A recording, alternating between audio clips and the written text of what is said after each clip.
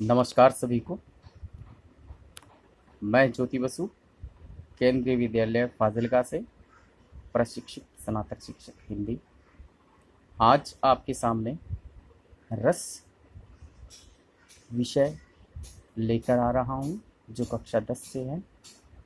रस रस सुनते ही हमें याद आता है गन्ने का रस, लौकी का रस, है ना, पपीते का रस, आम का रस, इसी तरह जो भी अन्य जो चीज़ें हैं उनका। और पीने के बाद में उसका हर किसी का अपना एक स्वाद होता है, हर किसी का अपना एक मज़ा होता है।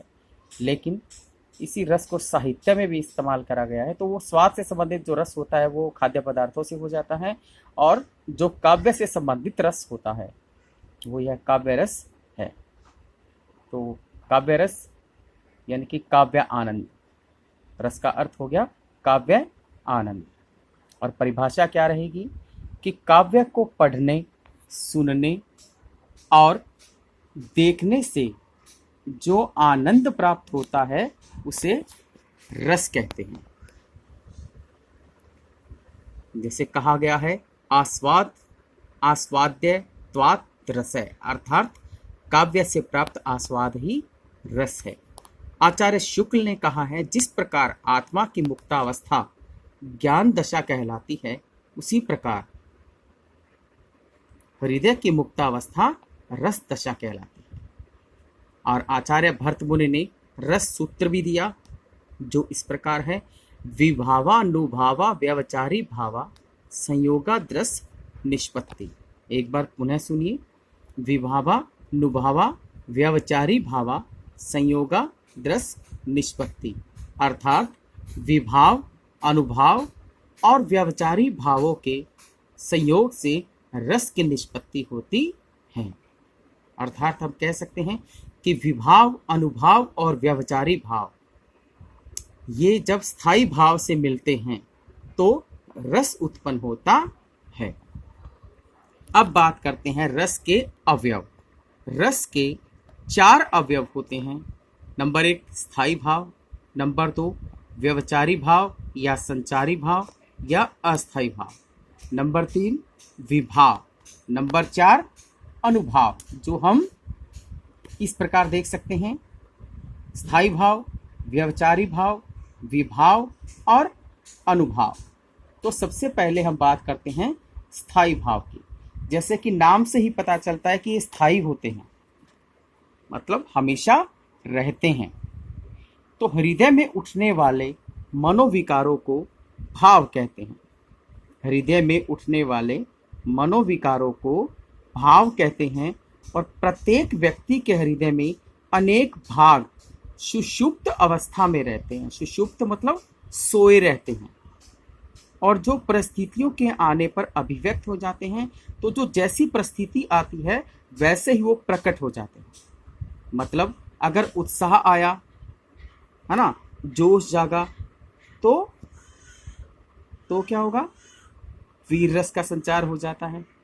और अगर रति जो भाव है वो जागता है तो प्रेम रस यानी कि श्रृंगार रस हो जाता है।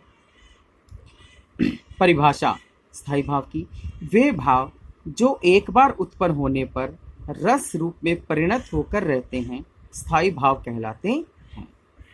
और प्रत्येक रस का कोई ना कोई स्थायी भाव होता है। मूल रूप से रस 9 माने गए हैं, यानी कि मूल जो रसों की संख्या 9 है, और जबकि वर्तमान में इनकी संख्या 11 हो गई है कि 2 रस और इसमें जुड़ गए हैं। यह हमें ध्यान भी रखना पड़ेगा कि अगर प्रश्न पूछा जाता है कि मूल रूप से रस कितने हैं तो 9, और वर्तमान में रसों की संख्या कितनी है तो 11। अब बात करते हैं रस और उनके स्थायी भाव। जैसा कि मैंने कहा था कि हर रस का एक स्थायी भाव होता है। तो पहला रस है श्रृंगार। श्रृंगार, और श्रृंगार का स्थायी भाव होता है रति। अब श्रृंगार के 2 पक्ष हो जाते हैं या 2 भेद हो जाते हैं, संयोग श्रृंगार और वियोग श्रृंगार। संयोग में जहाँ मेल मिलाप की बात होगी और वियोग में जहाँ बिछड़ने की बात होगी, लेकिन स्थायी भाव वही रहता है रति, क्योंकि मिलने में भी प्रेम होता है और बिछड़ने में भी प्रेम होता है। दूसरा होता है हास्य, हास्य का स्थायी भाव होता है हास। तीसरा है करुण, करुण का स्थायी भाव शोक। चौथा है रौद्र, रौद्र का स्थायी भाव क्रोध। पांचवा है वीर, वीर का स्थायी भाव है उत्साह। छठा है भयानक, भयानक का स्थायी भाव है भय। सातवां है विभत्स, विभत्स का स्थायी भाव है घृणा या जुगुप्सा। जुगुप्सा यानी कि कुछ ऐसा देख लिया जिसको देखकर मन घृणित हो जाए।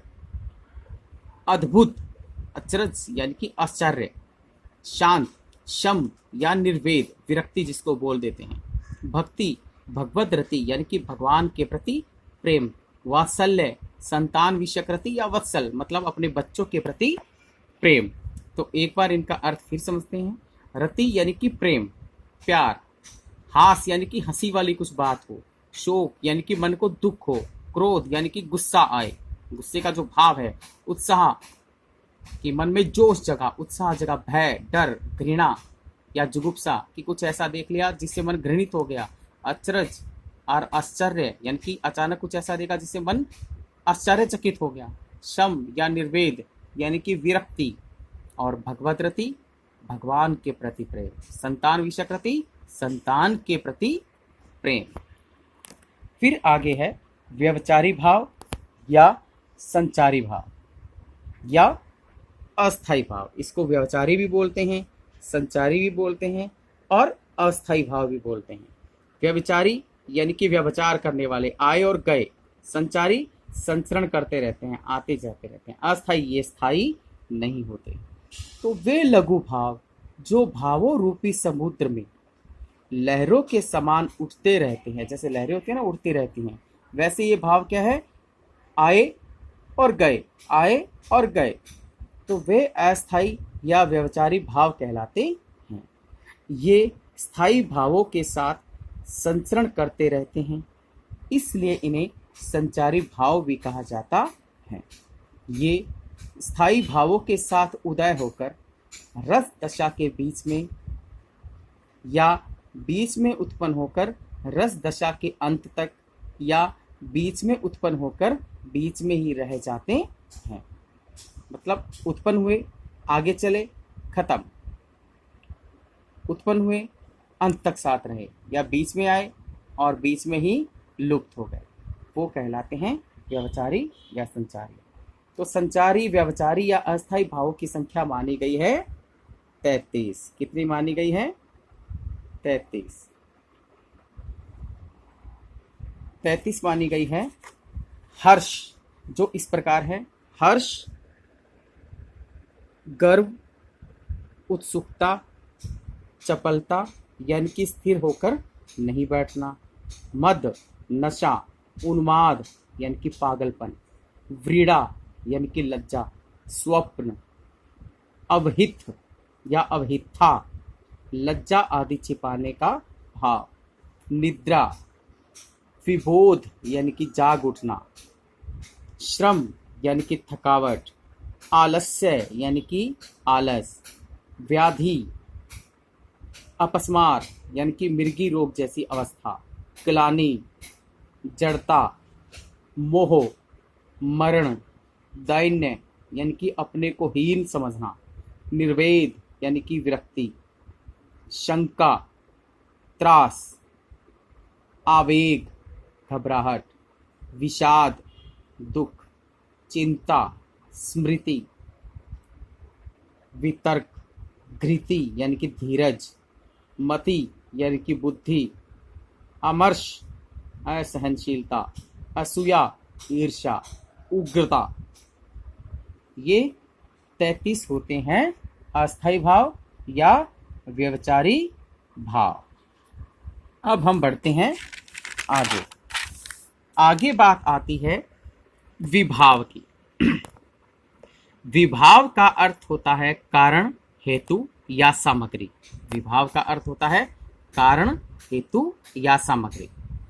तो आचार्य विश्वनाथ के अनुसार संसार में जो कारण, रति आदि स्थायी भावों को जागृत करने वाले होते हैं वे विभाव कहलाते हैं। तो आचार्य विश्वनाथ ने कहा कि चाहे रति हो, स्थायी भाव की बात हो रही है ना, एक उदाहरण के रूप में दिया गया है चाहे रति हो, चाहे उत्साह हो, चाहे हास हो, तो जो भी स्थायी भाव है उनको जागृत करने वाले जो होते हैं वे विभाव कहलाते हैं। मतलब वो जागे कैसे। तो विभाव के मुख्य दो भेद होते हैं, आलंबन विभाव, उद्दीपन विभाव। आलंबन विभाव और उद्दीपन विभाव। तो पहले हम बात करते हैं आलंबन विभाव की। तो आलंबन विभाव के लिए क्या है, आधार विभावों को आलंबन कहते हैं। आधार विभावों को आलंबन कहते हैं। इसके अंतर्गत आश्रय और विषय दोनों आते हैं। ये ख्याल रखना आप लोग, आलंबन के अंतर्गत ही आश्रय और विषय दोनों आते हैं। तो आश्रय क्या हुआ, जिसके हृदय में स्थायी भाव जगते हैं वह आश्रय होता है, और जिसे देखकर जगते हैं वह विषय होता है। जैसे आपको याद भी होगा, उद्देश्य और विधेय वाक्य रचना में हमने करे थे ना। उद्देश्य जिसके मन में भाव जगे, वाक्य के जो अंग होते हैं ना, दो अंग, उद्देश्य और विधेय। तो उद्देश्य जिसके हृदय में जिसके देखकर भाव, जिसको देख के भाव जगे वो उद्देश्य, जिसके बारे में बात की जाती है उद्देश्य, जो बात करी जाती है वो विधेय। तो वैसे ही जिसके हृदय में स्थायी भाव जगते हैं वह आश्रय, और जिसे देखकर जगते हैं वह विषय कहलाता है। तो अधिकतर विद्वान विषय को ही आलंबन कहते हैं। अधिकतर विद्वान क्या करते हैं, विषय को ही आलंबन मानते हैं। यह याद रखना, हमें विषय को, सिर्फ विषय ही आलंबन नहीं है, जबकि आश्रय और विषय दोनों आलंबन में आते हैं। लेकिन कई जगह क्या है, कुछ विद्वान या कई किताबों में विषय को ही आलंबन मान लिया जाता है, जबकि विषय में आश्रय और विषय, आलंबन में आश्रय और विषय दोनों आते हैं। और अब है उद्दीपन विभाव। तो जो विभाव स्थायी भावों को प्रदीप्त करे, यानी कि बढ़ा दे, उत्तेजित करे, उद्दीपन विभाव कहलाते हैं। जो विभाव स्थायी भावों को प्रदीप्त करे या उत्तेजित करे, उद्दीपन विभाव कहलाते हैं। इसके अंतर्गत विषय यानी कि आलंबन, जो आलंबन का एक भाग है ना विषय, उसकी चेष्टाएं या वातावरण तथा बाहरी परिस्थितियां आ जाती हैं। तो उद्दीपन क्या होगा, जो विभाव स्थायी भावों को प्रदीप्त करे, मतलब स्थायी भाव को प्रदीप्त करे मतलब बढ़ाए, उनको उत्तेजित करे, वो उद्दीपन कहलाते हैं। इसके अंतर्गत क्या होगा, आलंबन यानी कि विषय, विषय जो एक आलंबन का हिस्सा, उसकी चेष्टाएं। जैसे नायक है, नायक के मन में भाव जगा, और लेकिन वो भाव जगेगा कैसे, विषय को देखकर। विषय कौन होगा, उस समय नायिका होगी, और नायिका की जो चेष्टाएं हैं, यानी कि जैसा वो हरकतें कर रही हैं, जैसे दुपट्टा लेके उसको घुमाना, हम कई बार फिल्मों में देखते भी हैं, वो हो गया। वातावरण, मौसम कैसा है, किस प्रकार का है, बाहरी परिस्थितियां, जैसे युद्ध हो रहा है तो तलवारों की आवाज़ें आ रही हैं, जयकारे बोले जा रहे हैं, ये सब बातें आ जाती हैं। अनुभाव, अनुभाव क्या होता है, भावों की सूचना देने वाले, भावों की सूचना देने वाले विकारों को अनुभाव कहते हैं। तो आश्रय की चेष्टाएं अनुभाव कहलाती हैं। इसमें आश्रय की चेष्टाएं होंगी, और ये क्या था, उद्दीपन विषय की चेष्टाएं।